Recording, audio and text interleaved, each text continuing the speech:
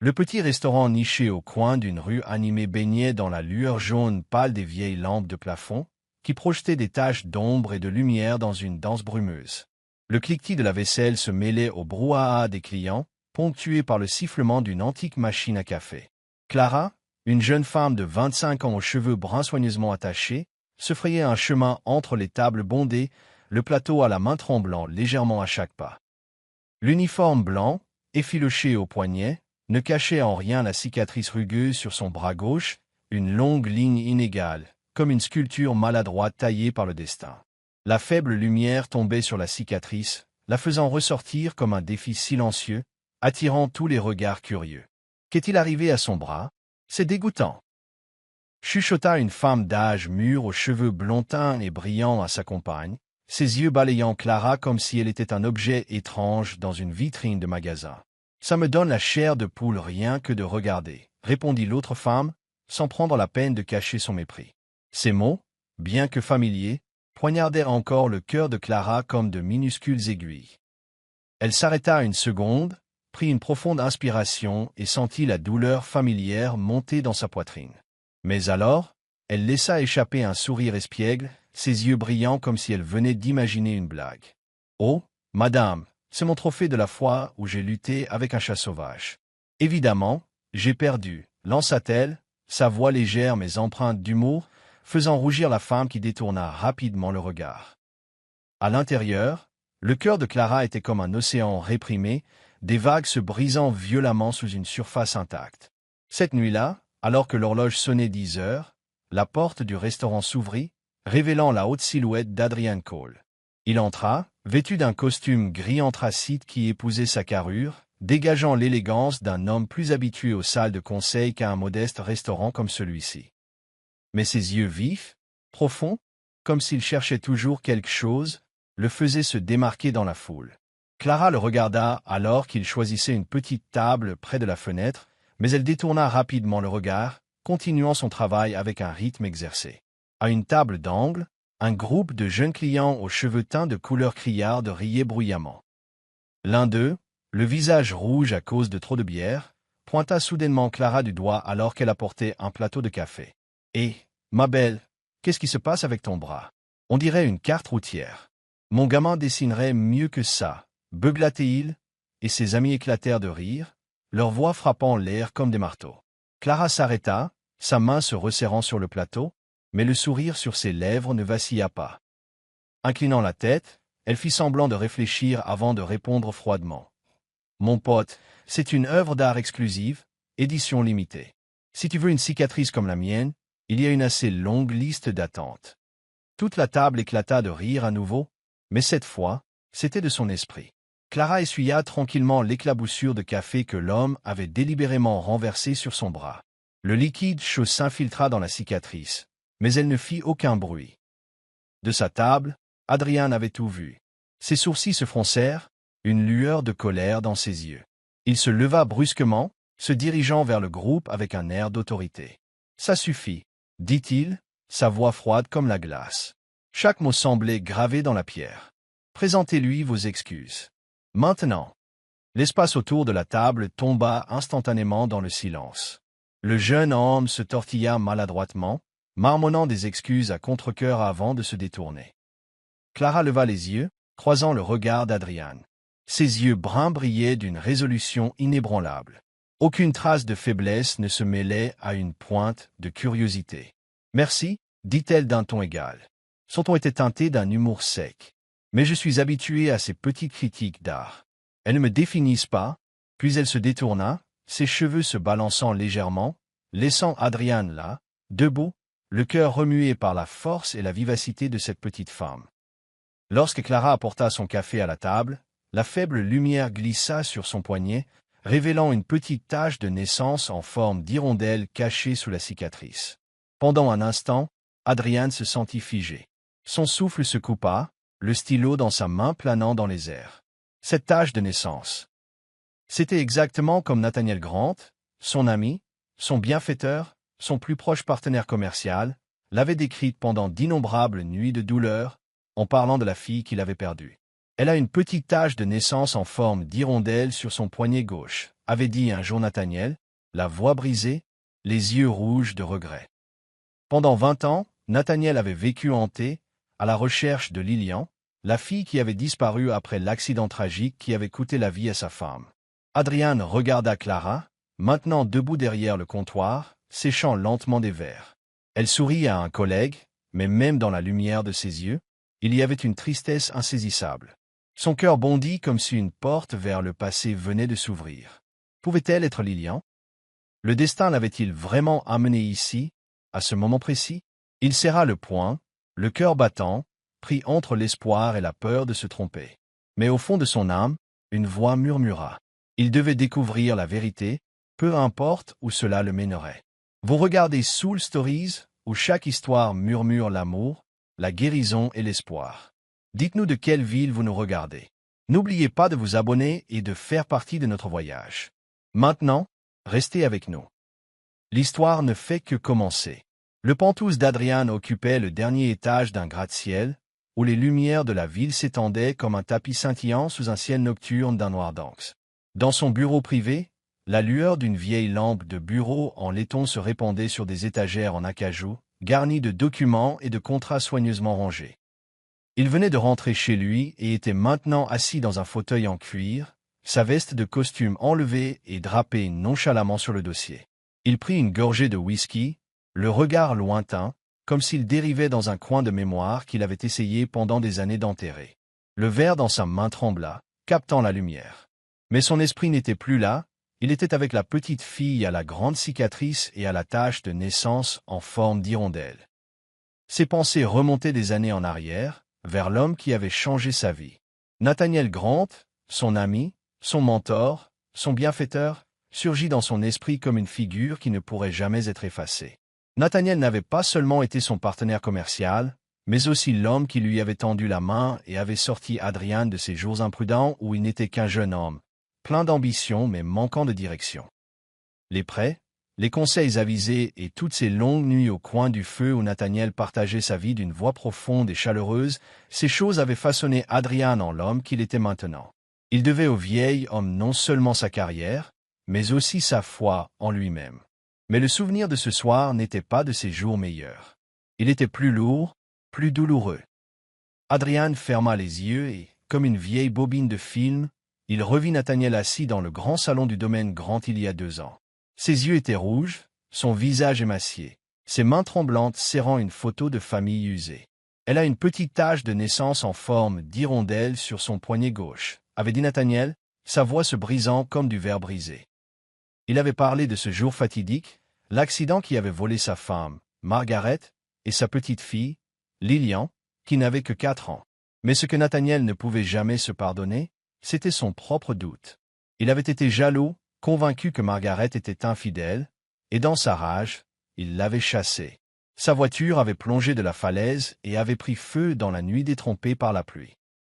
Margaret était morte, mais Lilian avait disparu, et depuis ce moment, Nathaniel vivait dans une prison de regrets. « Je suis l'homme qui a détruit ma famille, qui a envoyé ma femme à la mort et qui a perdu ma fille », avait-il murmuré un jour, des larmes coulant sur ses joues burinées. Pendant 20 ans, Nathaniel n'avait jamais cessé de chercher Lilian. Il avait engagé des détectives, suivi toutes les pistes, mais toutes s'étaient soldées par des impasses.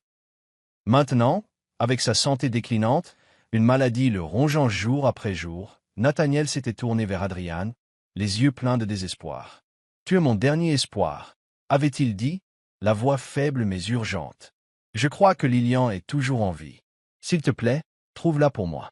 Je ne peux pas mourir sans revoir ma fille. » Adrian avait promis, même s'il savait que les indices étaient aussi fragiles qu'une bougie vacillant dans une tempête. Nathaniel lui avait montré la photographie de la petite fille et la seule marque distinctive dont il se souvenait encore, la tache de naissance en forme d'hirondelle, un détail qui semblait presque un rêve luxueux. Mais ce soir, l'image de Clara éclipsait tous les autres souvenirs. Adrian posa le verre de whisky, sa main agrippant inconsciemment le bras du fauteuil. La fille du petit restaurant avec ses cheveux bruns attachés, ses yeux stables et le sourire qui dissimulait sa douleur, était aussi vive qu'un portrait vivant. Il se souvint de la façon dont elle avait répondu aux railleries, son ton ironique mais incapable de cacher complètement les fissures de son esprit. Et puis, la tache de naissance en forme d'hirondelle sur son poignet, à moitié cachée sous la cicatrice rugueuse, comme un murmure du passé. Le destin l'avait-il conduit à ce restaurant, à ce moment précis, ou n'était-ce rien de plus qu'une cruelle coïncidence? Adrian se leva et se dirigea vers la grande fenêtre, regardant la ville baignée de lumière, son cœur battant la chamade, un étrange mélange d'espoir et de peur le traversant. Si Clara était Lilian, cela changerait tout pour Nathaniel, pour elle et pour lui-même. Mais s'il se trompait, si ce n'était qu'une illusion, il replongerait Nathaniel dans un autre abîme de désespoir. Il serra les mains si fort que ses ongles s'enfoncèrent dans ses paumes, comme pour s'empêcher d'être emporté par la tempête d'émotions. L'image de Clara refit surface, son sourire espiègle, ses yeux résolus et la petite tache de naissance comme une promesse non tenue. Il se retourna vers le bureau, ouvrit son ordinateur portable et ses doigts volèrent sur les touches. Il avait besoin d'en savoir plus sur Clara, son passé, où elle avait grandi, tout ce qui pourrait confirmer la vérité. Chaque battement de cœur le poussant en avant, il savait qu'il devait agir. Il devait trouver la vérité. Même si son cœur tremblait de peur, Adrian savait qu'il ne pouvait pas s'arrêter, non seulement à cause de sa promesse à Nathaniel, mais aussi à cause du regard dans les yeux de Clara, le regard d'une femme qui avait survécu à des tempêtes qu'il ne pouvait même pas imaginer, et qui avait quand même choisi de sourire. Le crépuscule s'installa, la lumière dorée-orangée du coucher de soleil baignant la rue étroite menant à l'orphelinat, où les vieux murs en béton étaient couverts de dessins d'enfants. Des rires clairs et innocents résonnaient de l'air de jeu, où Clara était assise sur un banc en bois cabossé, entourée d'enfants aux yeux vifs et avides. Elle racontait une histoire, sa voix vive, teintée d'humour. Et puis le dragon a craché du feu, mais il a raté et a touché l'arbre à la place, alors toute la forêt s'est transformée en toast. Les enfants éclatèrent de rire, se tenant le ventre, quelques-uns sautant pour imiter le dragon maladroit. Clara rit avec eux, mais Adrian, debout tranquillement à l'ombre d'un vieil arbre à proximité, vit la profonde tristesse cachée dans ses yeux bruns. Le sourire de Clara était aussi radieux que le soleil, mais son regard ressemblait à une lanterne solitaire, brillant obstinément contre un vent froid. Adrian observait Clara depuis des jours maintenant, non pas par suspicion, mais à cause d'une attraction inexplicable. Il se tenait là, vêtu de la rare simplicité d'une chemise au lieu d'un costume, les mains dans les poches, observant chacun de ses mouvements. En dehors de ses heures au restaurant, Clara passait presque tout son temps ici avec les enfants. Elle raccommodait la robe déchirée d'une petite fille, apprenait à un garçon à lasser ses chaussures et écoutait patiemment leurs histoires décousues. Une fois, un petit enfant la serra fort dans ses bras et murmura « Clara, tu ne nous quitteras pas, n'est-ce pas ?» Clara s'agenouilla, caressant doucement les cheveux de l'enfant, sa voix douce.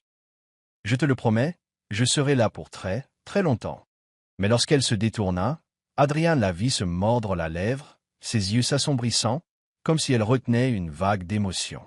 Il se demanda ce qui poussait une jeune femme, avec le monde entier devant elle, à choisir de rester ici parmi ces vies brisées, comme si elle se cherchait dans leurs yeux.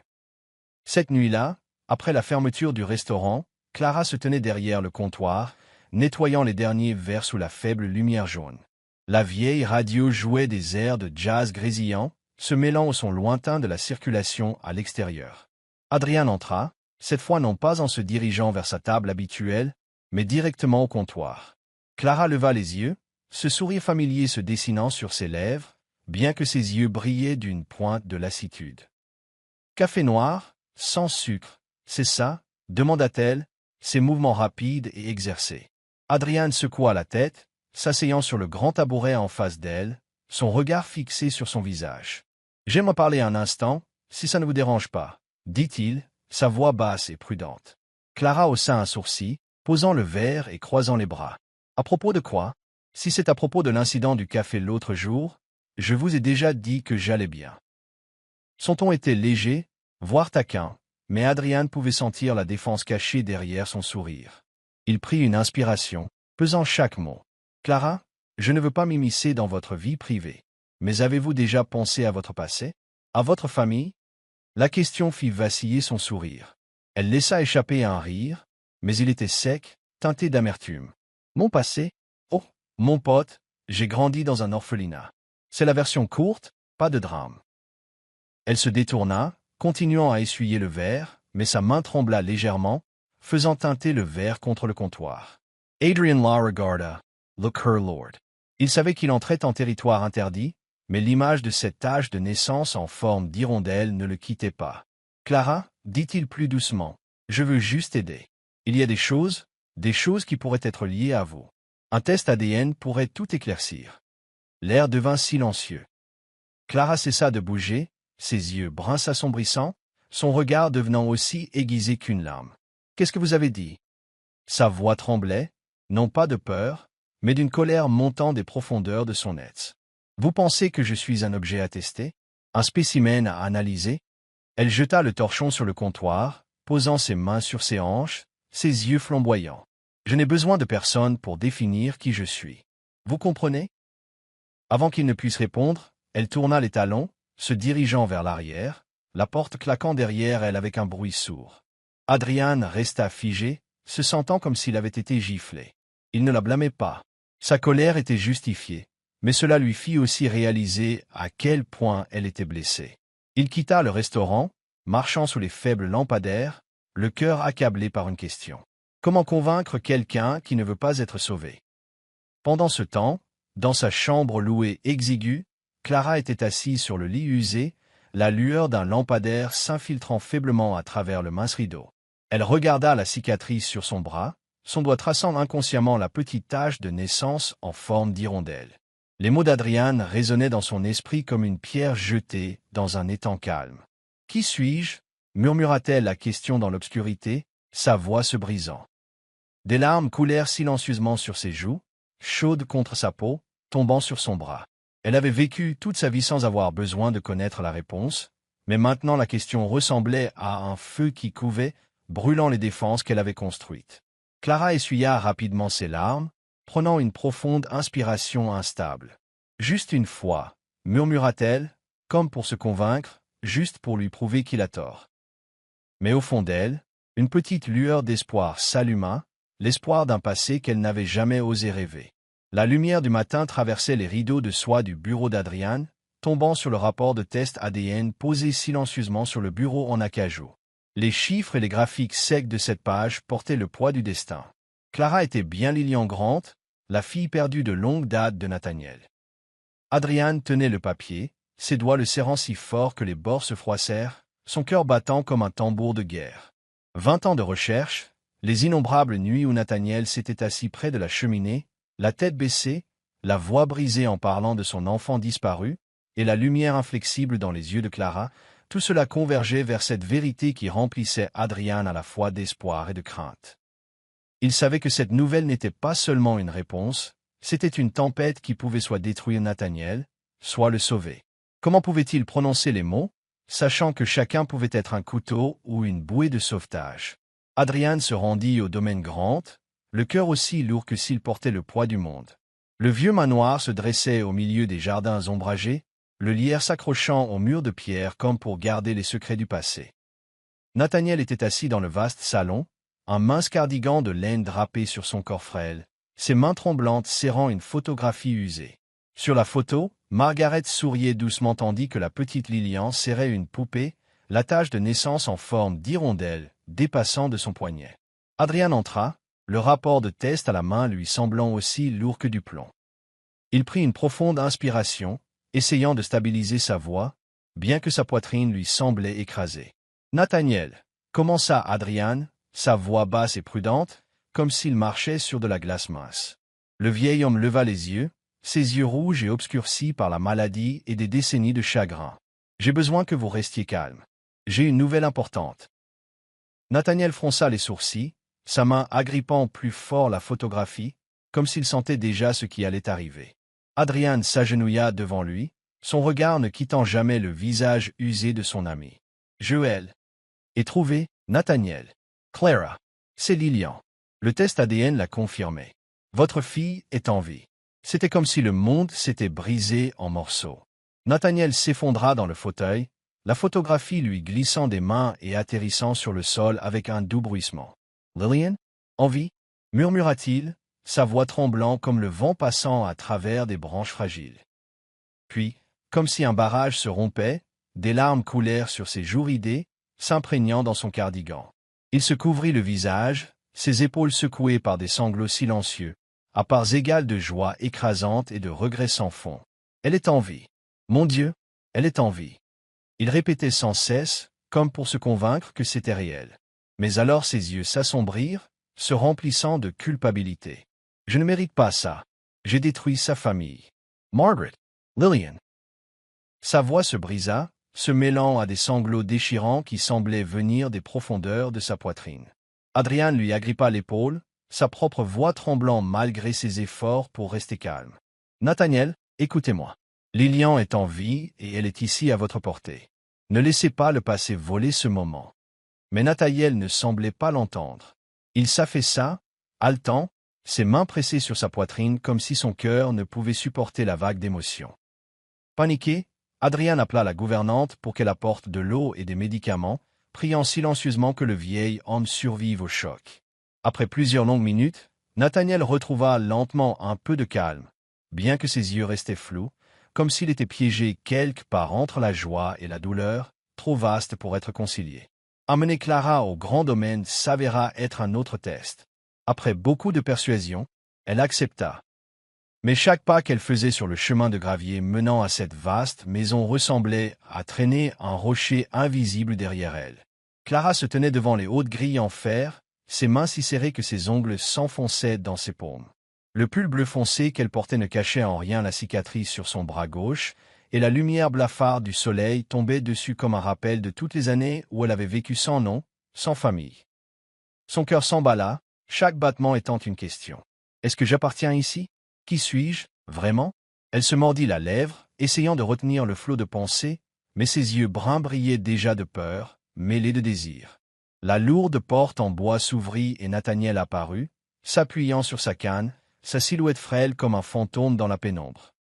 Ses yeux s'illuminèrent quand il la vit, mais la luminosité fut rapidement assombrie par un profond chagrin, comme s'il voyait toute sa culpabilité incarnée. « Lillian » appela-t-il, sa voix brisée et mince comme une supplique. Clara resta figée, ses pieds enracinés dans le sol en marbre. Elle regarda l'homme devant elle, non pas le père de ses vagues rêves d'enfance, mais un vieil homme au visage ridé et aux mains tremblantes qui se tendaient mais n'osaient pas la toucher. Dans ses yeux, elle vit un amour féroce, mais aussi de la culpabilité et de la terreur qu'elle se détourne, comme il avait autrefois perdu sa mère. « Lillian, c'est toi, n'est-ce pas ?»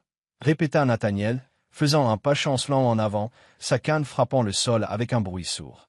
Clara recula instinctivement, le cœur déchiré en deux. Une partie d'elle aspirait à courir vers lui, à l'entourer de ses bras et à prononcer enfin le mot « père ». Mais une plus grande partie, celle qui avait grandi dans des orphelinats, à travers de longues nuits solitaires et des cicatrices, visibles et invisibles, la maintenait en place. Elle ne voyait pas seulement un père, mais tout un passé qu'elle n'était pas prête à affronter. « J'ai besoin de temps », murmura-t-elle, sa voix rauque, chaque mot tiré des profondeurs de sa poitrine. Des larmes montèrent, mais elle se mordit la lèvre si fort qu'elle goûta le sang, puis se tourna et sortit précipitamment, laissant Nathaniel seul dans le vaste salon.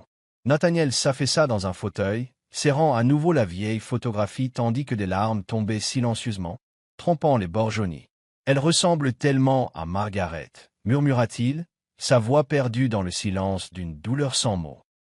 Adrian se tenait à côté de lui, le cœur insupportablement lourd. Il regarda la silhouette de Clara disparaître au-delà des portes et réalisa que cette vérité n'était pas seulement un miracle, c'était aussi une nouvelle blessure pour Clara et Nathaniel. Cette jeune femme, aussi forte qu'elle paraissait, portait un vide que personne ne pouvait combler. Pas encore. Toujours en train de suivre l'histoire? Si cette histoire vous a trouvé en dehors de Soul Stories, nous vous invitons à la maison où chaque récit touchant commence avec la vérité, l'espoir et le cœur. La nouvelle que Clara était Lillian Grant, la fille perdue de longue date de la famille Grant, se répandit comme une traînée de poudre, secouant les couloirs froids du manoir Grant. L'ancienne maison, avec ses murs de pierre recouverts de mousse et ses fenêtres imposantes, était devenue l'épicentre de sombres complots. Les parents qui avaient depuis longtemps jeté leur dévolu sur l'immense fortune de Nathaniel considéraient maintenant Clara comme une menace qu'ils ne pouvaient tolérer. Dans les coins cachés du manoir, ils se chuchotaient des plans diaboliques, leurs voix sifflant comme un vent froid s'infiltrant à travers les fissures de la pierre. Dans une pièce fermée, le lustre en cristal projetait sa lueur sur le visage fin et élégant d'Evelyn. C'était la cousine de Nathaniel, ses cheveux platines coiffés en vagues élaborées qui scintillaient sous la lumière, bien que ses yeux soient aussi froids et coupants qu'une larme. « C'est une fraude !» cracha Evelyn, faisant tournoyer son verre de vin rouge, son regard balayant les parents assis autour de la table ennoyée. « Une orpheline qui ose prétendre être Lillian Grant, nous ne pouvons pas la laisser voler l'héritage de cette famille. » Des hochements de tête approbateurs suivirent, leurs yeux brillants de cupidité. Ils commencèrent à comploter pour manipuler l'opinion publique, pour salir les résultats ADN comme étant falsifiés, pour dépeindre Clara comme une chercheuse d'or se faisant passer pour Lillian pour s'emparer de la richesse. Une enveloppe anonyme remplie de documents savamment falsifiés fut envoyée au cabinet d'avocats de la famille, ainsi que des rumeurs vicieuses semées dans les tabloïds dépeignant Clara comme une opportuniste rusée. Nathaniel, dont la santé se détériorait de jour en jour, ne savait rien de cette conspiration. Il passait ses journées dans la chambre à l'étage, son corps frêle enfoncé dans un fauteuil en velours, les mains tremblantes agrippées à la vieille photo de Margaret et de la petite Lillian. Ses yeux, obscurcis par la maladie, s'illuminaient encore chaque fois qu'il pensait à Clara, la fille qu'il avait retrouvée après 20 ans. Mais la maladie qui le consumait le laissait impuissant, son esprit dérivant vers les jours qu'il avait perdus. « Lillian, me pardonneras-tu un jour ?» murmura-t-il, sa voix se brisant dans le silence, comme une prière que personne n'entendrait jamais.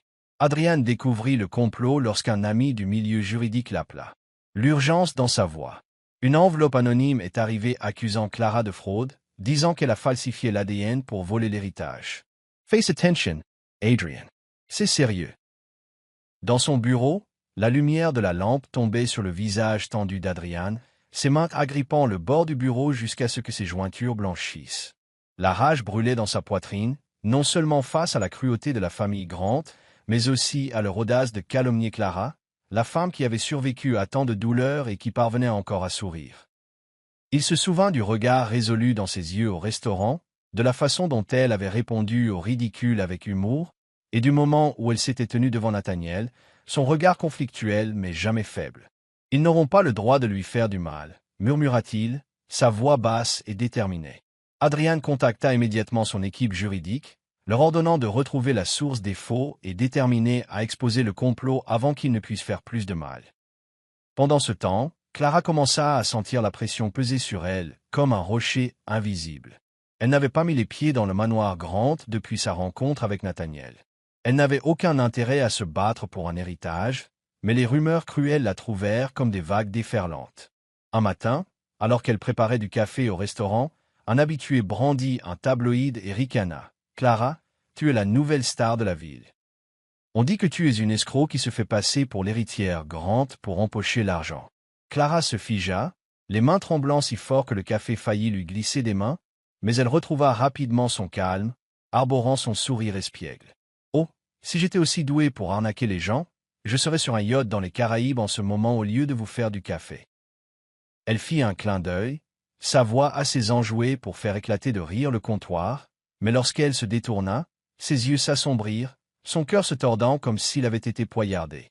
Cette nuit-là, dans sa petite chambre louée, Clara était assise sur le lit branlant, serrant le bras avec la cicatrice, son doigt traçant la petite tache de naissance en forme d'hirondelle. « Des ennuis, murmura-t-elle, forçant un sourire ironique. Mais j'ai survécu à des jours pires, n'est-ce pas? » Même en essayant de paraître optimiste, elle sentit un poids invisible se resserrer autour de sa poitrine, comme si le passé qu'elle venait d'oser toucher revenait pour la tirer vers le bas.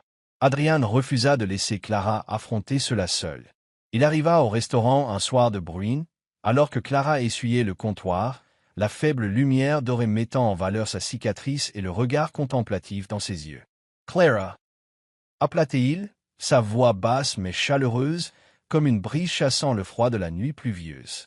Elle leva les yeux, son sourire espiègle caractéristique se levant comme un bouclier familier. « Encore un café noir?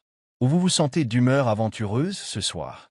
Adrian secoua la tête, s'approchant du comptoir, son expression sérieuse mais douce. « Je sais ce qui se passe, Clara. Les rumeurs, les faux documents, je m'en occupe. Je ne les laisserai pas vous faire de mal. » Clara le regarda, son sourire s'estompant pour devenir quelque chose de plus doux. de plus rare, comme si l'armure qu'elle portait commençait à se fissurer. « Merci, Adrian, dit-elle doucement, sa voix petite mais sincère. Mais je ne suis pas le genre de personne qui a besoin d'être sauvée. Je suis juste fatiguée. » Elle haussa les épaules, essayant de garder un ton léger, mais ses yeux trahissaient une fatigue qu'elle ne pouvait dissimuler. Adrian posa sa main sur son épaule, douce mais inébranlable, comme s'il essayait de lui prêter sa force. « Tu n'as pas à faire semblant d'être forte, Clara. Pas maintenant. » Ces mots étaient comme de l'air chaud s'infiltrant à travers les fissures de son cœur. Clara hocha la tête, serrant les lèvres pour retenir les larmes. Elle n'avait pas l'habitude d'être défendue, n'avait pas l'habitude de sentir que quelqu'un était vraiment de son côté. Mais en croisant le regard stable d'Adrian, elle sentit une lueur d'espoir s'allumer. L'espoir que, peu importe la violence de la tempête, elle pourrait tenir bon. Non seulement pour elle-même, mais parce que, pour la première fois, elle savait qu'elle n'était pas seule.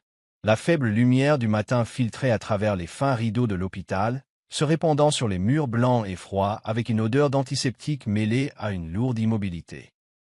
Le bip régulier des machines médicales résonnait dans la petite pièce comme le battement d'un cœur artificiel, contrastant fortement avec le corps frêle de Nathaniel allongé sur le lit, une faible ombre de l'homme qui avait autrefois régné sur la famille Grant. Le costume qu'il portait, rayonnant de pouvoir et d'autorité, avait été remplacé par une fine blouse d'hôpital froissée qui collait à sa silhouette flétrie. Ses joues creusées et ses mains tremblantes serraient une vieille photographie, dont les bords étaient si usés qu'ils étaient presque déchirés. C'était une image de Margaret, la femme aux cheveux dorés et au sourire doux comme la lumière du printemps, à côté d'une fillette de 4 ans serrant une poupée, ses yeux clairs et la tache de naissance en forme d'hirondelle visible sur son poignet. Cette photographie, jaunie par le temps, était le fil fragile qui liait Nathaniel au passé et à Clara, la fille qu'il venait de retrouver, mais qu'il craignait d'avoir déjà perdue pour toujours. Clara se tenait dans un coin de la pièce, les mains si serrées que ses ongles creusaient des croissants rouges dans ses paumes. Elle portait un pull bleu foncé, ses cheveux bruns attachés bas, quelques mèches rebelles tombant sur sa joue comme pour cacher le regard conflictuel dans ses yeux. La cicatrice sur son bras gauche était visible dans la faible lumière, comme une carte des années où elle avait vécu sans nom, sans famille. Son regard dériva au-delà de Nathaniel, s'arrêtant finalement sur la photographie sur sa poitrine, son cœur se tordant. Cette photo était un fragment d'un passé qu'elle n'avait jamais connu, mais aussi un rappel douloureux de tout ce qu'elle avait perdu et qu'elle se trouvait maintenant face à l'homme qui aurait pu en être la cause. Dehors, la tempête médiatique l'engloutissait, comme une bête invisible rugissant pour consumer chaque lueur d'espoir qui lui restait. Les tabloïds, avec leurs titres audacieux et sensationnels, pillaient le vieil accident comme des vautours picorant une carcasse. Tragédie de la famille Grant, le secret derrière la fille perdue, lisait-on en gros titres sur un journal que Clara avait vu sur le comptoir du restaurant ce matin-là, laissé par un client. Elle l'avait lu en silence, chaque ligne comme du sel frotté sur une blessure. Il décrivait sa mère, Margaret, comme une femme belle mais malheureuse qui avait quitté Nathaniel après une dispute en larmes pour trouver son destin sur une route orageuse, la pluie et le tonnerre déchirant la nuit. La petite Lilian, âgée de 4 ans, avait disparu dans l'accident, continuait l'article. Et maintenant, une jeune femme prétendant être Lilian est apparue. Mais est-ce la vérité? Clara serra le journal si fort qu'il se froissa dans ses mains, sa poitrine se resserrant jusqu'à ce qu'elle ne puisse plus respirer. Cette femme, sa mère, était une ombre qu'elle n'avait jamais vraiment vue, n'apparaissant que dans des rêves fragmentés. Mais chaque mot imprimé creusait une blessure plus profonde qu'elle ne savait pas qu'elle portait. Elle voulait déchirer le papier en lambeaux, crier qu'elle n'était pas une menteuse. Mais au lieu de cela, elle le plia tranquillement, les mains tremblantes, et retourna au travail, comme si le monde extérieur n'essayait pas de la déchirer. Clara n'était pas venue à l'hôpital parce qu'elle le voulait. Elle était venue à cause d'un message d'Adrian, court mais urgent. « Nathaniel a besoin de te voir, il n'a plus beaucoup de temps. » Elle entra dans la pièce, les jambes lourdes comme si elles étaient enchaînées à des pierres, chaque pas la faisant franchir un seuil vers un passé qu'elle n'était pas prête à affronter.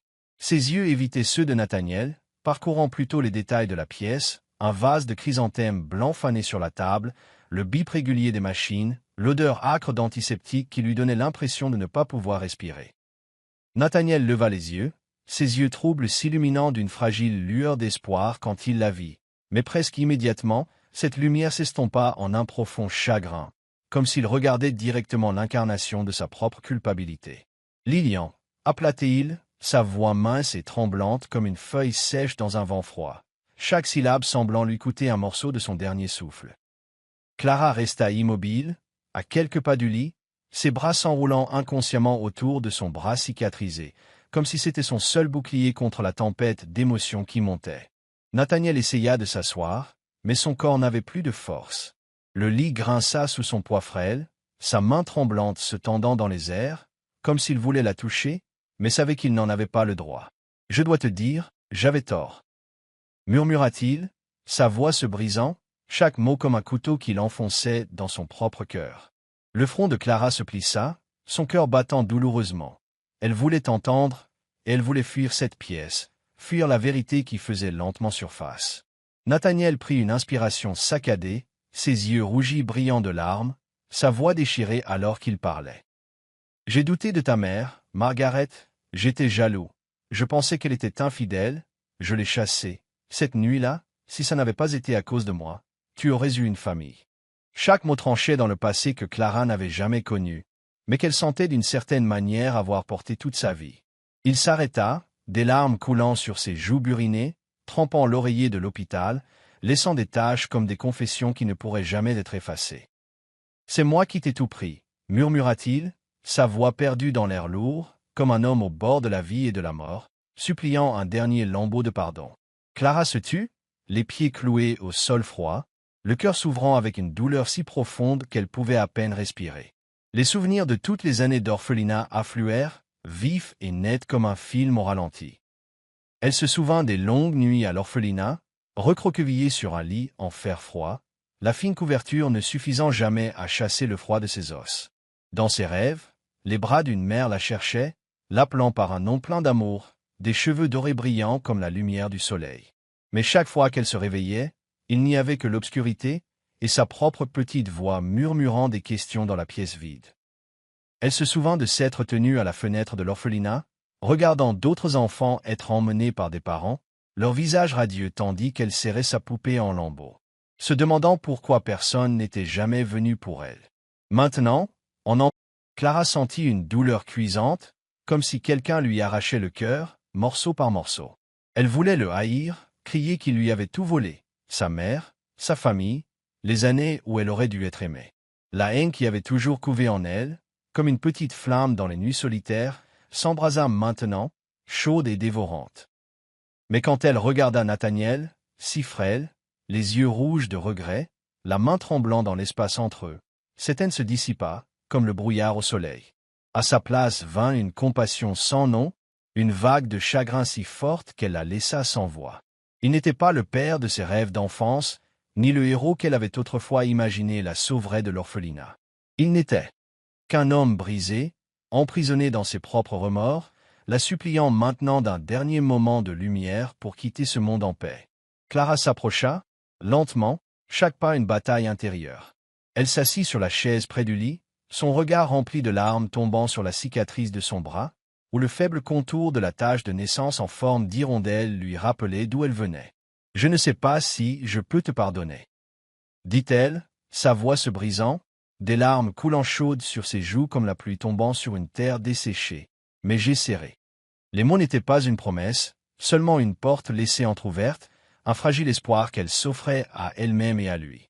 Nathaniel la regarda, une faible lumière mourante s'allumant dans ses yeux, comme une bougie vacillant dans une brise. « Merci, Lilian, » murmura-t-il, serrant la photographie comme si c'était le dernier fil le liant au passé. Sa respiration devint saccadée, ses yeux se fermant lentement, comme si ces mots lui avaient donné la paix finale dont il avait besoin. Clara resta là, son regard larmoyant fixé sur lui, sa main posée sur la sienne, sentant la chaleur s'estomper lentement.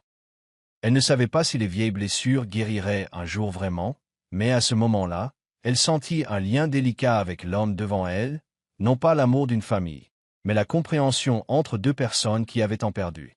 Lorsque Clara quitta la chambre d'hôpital, la faible lumière du soleil toucha son visage, captant les larmes qui y restaient accrochées. Elle descendit le couloir, ses pas étrangement plus légers, même si son cœur était encore lourd. Le bip régulier des machines résonnait derrière elle, se mêlant au son de ses pas, une triste chanson du passé.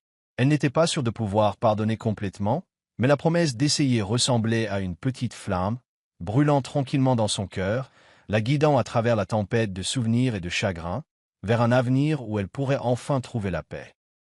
La tempête médiatique s'intensifia de jour en jour, tel un monstre invisible rugissant pour dévorer chaque parcelle de lumière sur le chemin de Clara.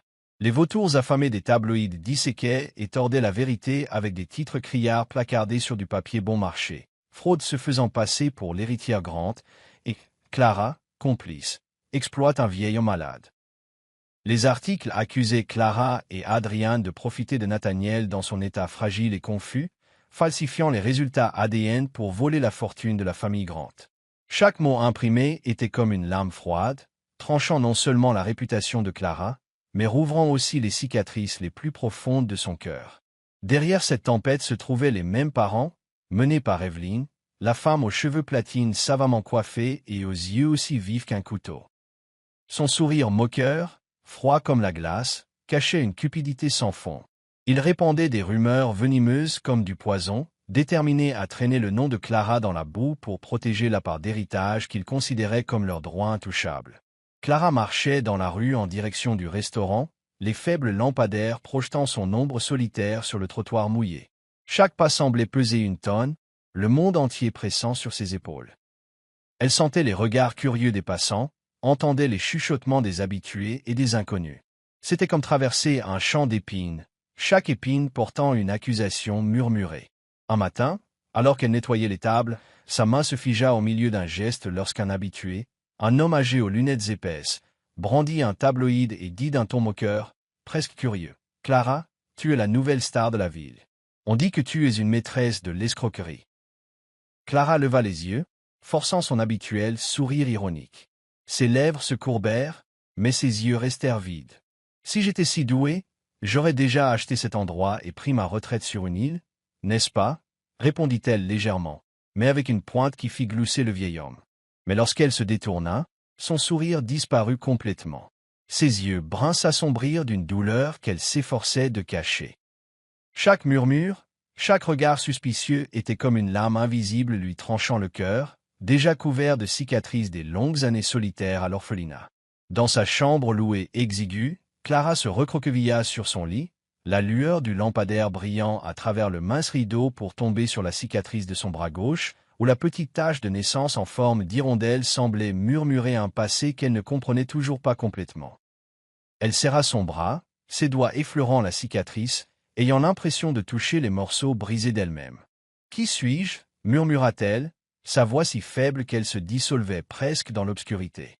Les rumeurs et les mensonges ne la blessaient pas seulement, ils réveillaient sa peur la plus profonde, celle de n'appartenir vraiment nulle part, que le monde était déterminé à la repousser dans la solitude qu'elle avait si durement combattue.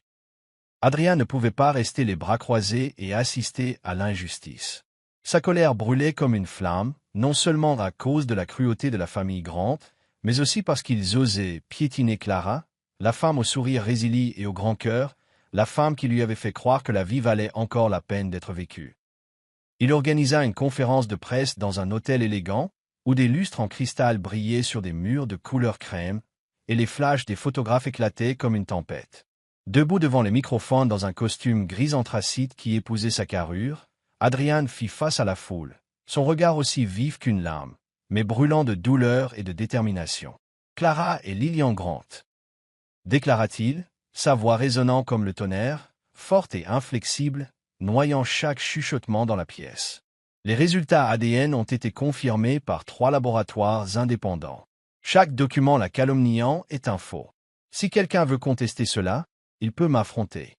Il laissa tomber un épais dossier sur la table, preuve qu'Evelyn et les autres parents avaient payé pour faire falsifier les papiers, avec des emails et des enregistrements de leurs conversations. Le bruit du dossier frappant la table ressemblait à un verdict, envoyant une vague de murmures choqués à travers la pièce. Adrian se tenait là comme un mur d'acier, non seulement protégeant Clara, mais déclarant la guerre à la tempête qui tentait de la consumer. Pendant ces jours turbulents, Adrian ne quitta jamais le côté de Clara, même si elle essayait de cacher sa douleur derrière son humour et ce sourire ironique. Un soir, alors qu'une légère pluie tombait devant les fenêtres du restaurant, Clara était assise seule sur un banc en bois derrière le comptoir. La pâle lueur de la lune brillait à travers la vitre, mettant en valeur la cicatrice sur son bras. Elle serrait ses genoux, ses yeux lointains, comme si elle se noyait dans un océan de pensées enchevêtrées. Adrian entra, ses cheveux sombres plaqués sur son front par la pluie. Mais ses yeux étaient chauds, une petite flamme contre la nuit froide. Il s'assit à côté d'elle, sans un mot, et lui tendit simplement un mouchoir. L'odeur propre du tissu, un réconfort silencieux. Clara le regarda, forçant un petit sourire tordu. « Tu n'as pas à jouer les babysitter, Adrian. Je vais bien. » Mais lorsqu'une seule larme coula sur sa joue, elle se détourna rapidement, ne voulant pas qu'il voie la faiblesse qu'elle avait passé une vie à cacher. Adrian lui toucha doucement la main, son pouce essuyant la larme, une chaleur qui fit trembler son cœur. « Tu n'as pas à te cacher, Clara, » dit-il, sa voix basse mais stable, une promesse qui ne romprait jamais. « Pas avec moi. » Ces mots étaient comme de l'air chaud, s'infiltrant à travers les fissures de ses défenses, faisant fondre la glace qu'elle avait construite autour d'elle. Clara tendit lentement la main et prit la sienne, ses doigts fins tremblants mais chauds alors qu'ils se refermaient sur les siens, comme s'ils s'accrochaient à une ancre dans la tempête. « Merci, » murmura-t-elle, sa voix si douce qu'elle disparut presque sous le crépitement de la pluie. « Je n'ai pas l'habitude d'avoir quelqu'un ici. » Adrian sourit, doux mais plein d'une force tranquille, son cœur endolori pour cette petite femme courageuse. Il resserra sa prise, comme pour lui dire qu'il n'allait nulle part, qu'il serait son point d'ancrage, peu importe comment le monde extérieur s'effondrerait. Ils s'assirent ensemble sous le clair de lune, les seuls bruits étant la pluie et leur respiration silencieuse, se fondant en une chanson tacite. Entre eux, quelque chose prit racine, une petite flamme vacillant dans l'obscurité, fragile mais assez chaude pour chasser le froid de ces jours les plus sombres. À ce moment-là, Clara sentit une étincelle d'espoir s'enflammer dans sa poitrine, non pas l'espoir d'un passé déjà perdu, mais d'un avenir, enfin, elle n'aurait pas à se battre seule.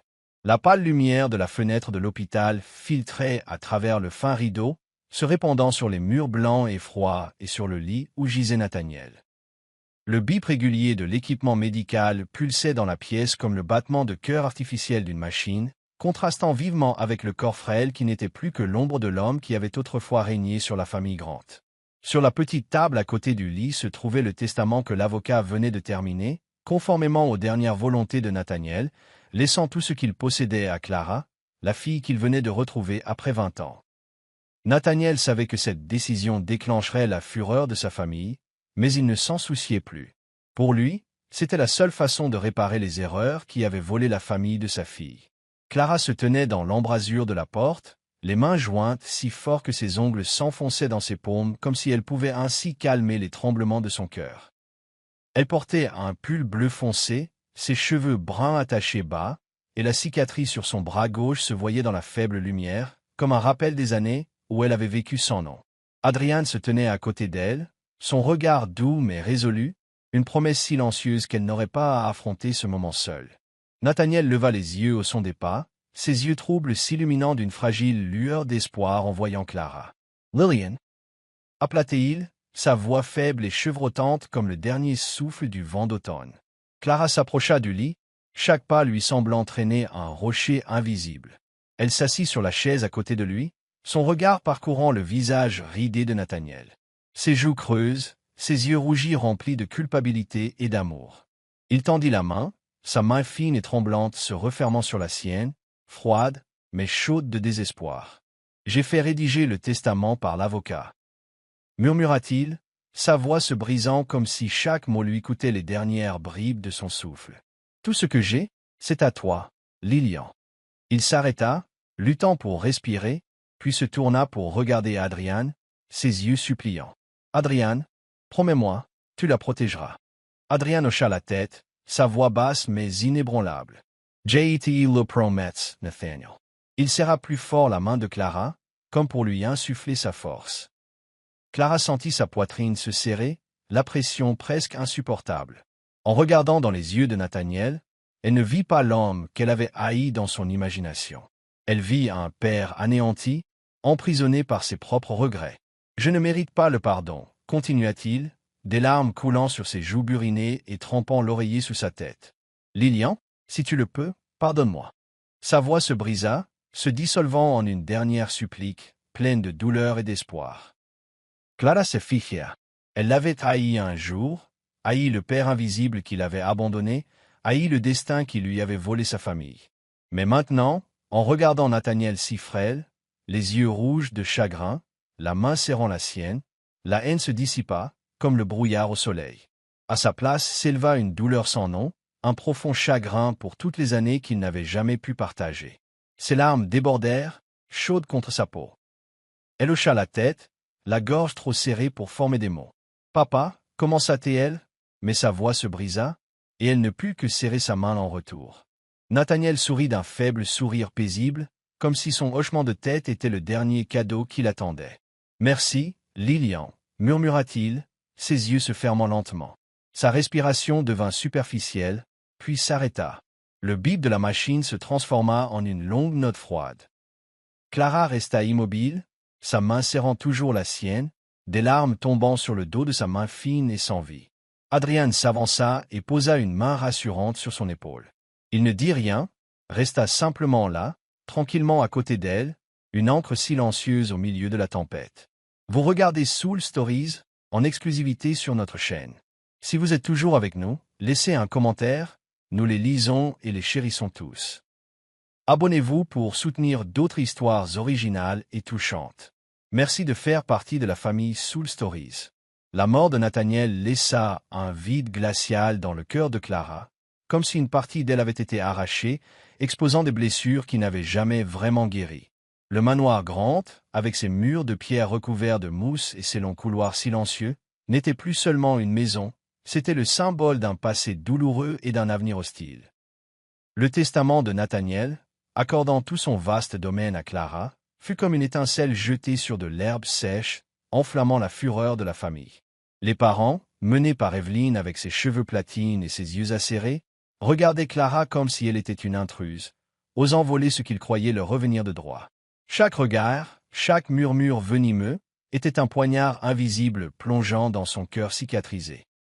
La réunion de famille eut lieu dans le grand salon, où la lumière du lustre en cristal brillait sur les portraits des ancêtres, comme s'ils, eux aussi, jugeaient silencieusement d'en haut. Clara était assise au bout de la longue table en noyer, les mains jointes sur son pull bleu foncé, la cicatrice sur son bras gauche visible, une déclaration silencieuse de tout ce qu'elle avait survécu. Evelyne se leva, sa voix aussi tranchante qu'une lame. « Pour qui te prends-tu, Clara? Une orpheline qui ose s'asseoir ici et réclamer un héritage? Tu n'as rien à faire ici. » Les autres parents hochèrent la tête, leurs yeux brillants de cupidité et de ressentiment, comme une meute de loups prêts à la déchiqueter. Clara sentit sa poitrine se serrer, son cœur battant si fort qu'il semblait vouloir s'échapper. Elle se leva, les jambes tremblant légèrement mais le regard stable, brillant d'une résolution que rien ne pouvait ébranler. « Je ne veux pas de cette fortune, » dit-elle, sa voix calme et portant dans toute la pièce, comme si elle faisait un vœu du plus profond de son âme. « Je crée une fondation caritative au nom de ma mère, Margaret, pour aider les enfants qui ont grandi dans des orphelinats, comme moi autrefois. C'est ce que ma mère aurait voulu, et c'est ce que je choisis de faire. » Le silence tomba, comme si l'air lui-même avait été aspiré de la pièce. La bouche d'Evelyne s'ouvrit, son visage pâlissant, ses yeux écarquillés de choc et de rage. Les autres parents se regardèrent, déconcertés, incapables de comprendre que la fille qu'ils avaient qualifiée d'opportuniste refusait une fortune que le monde entier convoiterait. Clara se tenait là, petite mais radieuse, comme une flamme brillant dans l'obscurité. Du coin de la pièce, Adrian la regardait avec des yeux pleins de fierté et d'une admiration silencieuse. Il voyait en elle non seulement de la résilience, mais un cœur assez vaste pour transformer sa douleur en lumière pour les autres. Il s'approcha d'elle, son regard chaleureux, comme pour dire « Tu n'es jamais seul ». Dans les mois qui suivirent, Clara et Adrian travaillèrent ensemble pour construire la fondation Margaret. Les jours passèrent dans un tourbillon de réunions tendues, de visites d'orphelinats et de longues heures à s'assurer que chaque dollar allait à faire sourire des enfants sans famille. Un soir, au coucher du soleil dans un centre pour enfants, Clara était assise au milieu d'un groupe de petits, racontant des histoires de sa voix enjouée, les faisant rire et s'accrocher à elle comme si elle était une sœur aînée. Son sourire était alors plus éclatant qu'il ne l'avait jamais été, non pas un bouclier pour cacher la blessure, mais une lumière brillant d'un cœur qui avait enfin trouvé son but. De loin, Adrian la regardait, le cœur plein en admirant la femme qui avait transformé ses cicatrices en espoir pour les autres.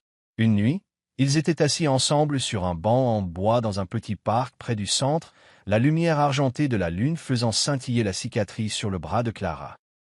Adrian lui prit doucement la main, ses doigts chauds s'entrelaçant avec les siens comme s'il tenait son monde entier dans sa paume. Clara le regarda, ses yeux bruns brillants de larmes, mais cette fois, pas de douleur, mais d'une paix qu'elle n'avait jamais connue auparavant. Pour la première fois, j'ai l'impression d'appartenir à quelque part, murmura-t-elle, sa voix tremblante, pleine d'émotion, comme si son cœur s'ouvrait enfin après toutes ces années enfermées. Adrian lui serra la main, son sourire tendre comme le clair de lune, portant une promesse silencieuse qu'il serait toujours là. Sous la lune et le doux murmure du vent, Clara sentit une petite flamme s'allumer dans sa poitrine, non pas le feu de la colère ou du chagrin, mais la chaleur de l'amour, de l'espoir et du pardon. Elle avait choisi sa propre voie, non pas pour fuir le passé, mais pour le transformer en une lumière qui pourrait guider d'autres âmes perdues. Et sur ce chemin, elle savait avec certitude qu'elle n'était plus seule. Un an après la mort de Nathaniel, la Fondation Margaret était devenue une flamme brillante, illuminant la vie de centaines d'enfants perdus et orphelins. Née d'une petite idée dans le cœur cicatrisé de Clara, la Fondation était devenue un vaste réseau de refuges, de programmes de réunification familiale, apportant l'espoir à des âmes qui avaient autrefois été englouties par les ténèbres. Plus de 300 enfants avaient trouvé un foyer, plus d'une centaine de familles avaient été réunies, et des dizaines de salles de classe gratuites avaient ouvert leurs portes, où les enfants qui erraient autrefois dans les rues étaient maintenant assis en rang bien ordonnés, les yeux pétillants de foi en l'avenir. Les mêmes journaux qui avaient autrefois dépeint Clara comme une fraude publiaient maintenant des articles élogieux, la qualifiant de « flamme d'espoir » et de « héros pour les âmes perdues ». Mais pour Clara, la célébrité était éphémère. Ce qui faisait battre son cœur plus vite, c'était le rire clair des enfants lorsqu'elle entrait dans un centre, le câlin serré d'une petite fille qui venait de retrouver sa mère, la lumière dans les yeux des enfants qui avaient autrefois cru qu'ils seraient toujours seuls. Chaque sourire était un médicament qui guérissait des blessures qu'elle pensait ne jamais se refermer. Le premier anniversaire du travail de la Fondation fut célébré dans un vaste jardin où des fleurs sauvages fleurissaient sous le soleil du début de l'été. Des tentes blanches étaient installées, égayées de guirlandes en papier et de ballons de toutes les couleurs. Les enfants de tous les centres couraient et jouaient, leur rire se mêlant à la musique joyeuse des petits haut-parleurs.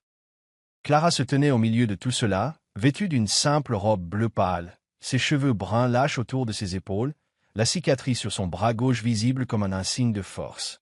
Elle souriait en parlant à chaque enfant, arrangeait un ruban dans les cheveux d'une petite fille, écoutait patiemment un garçon décrire avec enthousiasme son rêve de devenir pilote. De loin, Adrian la regardait, son regard tendre et plein de fierté, regardant Clara comme si elle était son monde entier. Il voyait non seulement une femme résiliente, mais une flamme indestructible, transformant la douleur en lumière pour les autres. Au cours de l'année écoulée, l'amour entre Clara et Adrian s'était épanoui comme les fleurs sauvages de ce jardin, féroce, romantique et profond.